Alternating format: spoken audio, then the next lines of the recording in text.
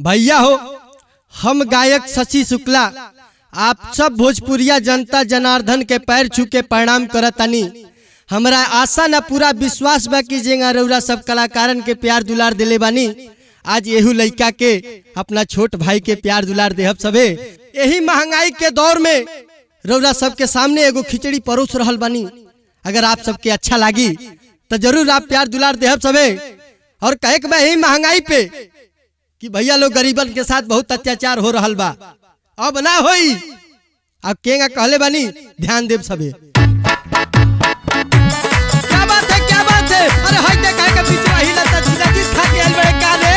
जिया जिया चपलन है मास्टर। अरे महंगाई में रामदेव बाबा के लोगों से काम चलाओ पड़िए बखोरन बाबा।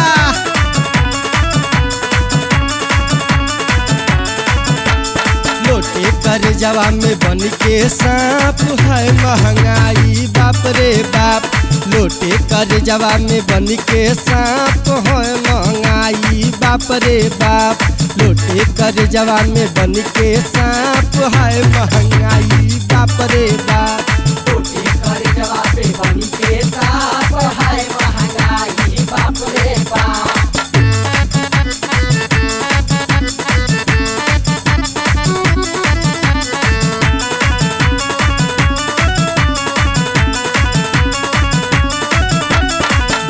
गरीब कैसे नहीं बुझाता, धो से महंगा तो पानी बेचाता।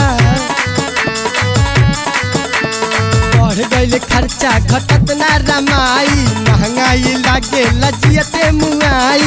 जाता गरीबन के दिलावा काब है महंगाई बाप रे बाप।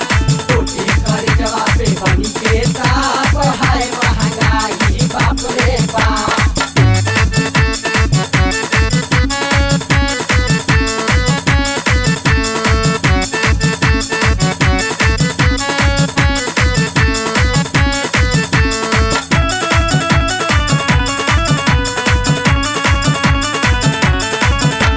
सोचिए गरीब कहाँ जाई रे माई, खर्ची चलाई कि लइका पढ़ाई। अब तो पेटो नहीं लइका कहाँ से पढ़ाई।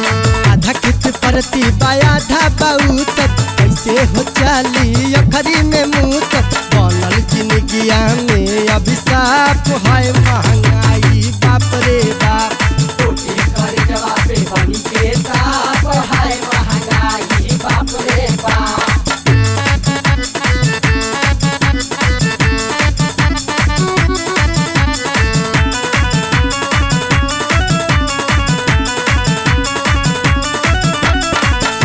के विधवा के संगे का भइल, मिलल आवास ने तगिरी में गइल। बाहर देश के नेता बह बर्बाद कर दिया लो। आए टोपी वाला कमाए धोती वाला, दर दर दिखाता हमला घोटाला। प्यारे लाल शशि के छोड़ल बछाप है महंगाई बाप रे बाप। लोटे कर जवा में बन के सांप है महंगाई बाप रे बाप।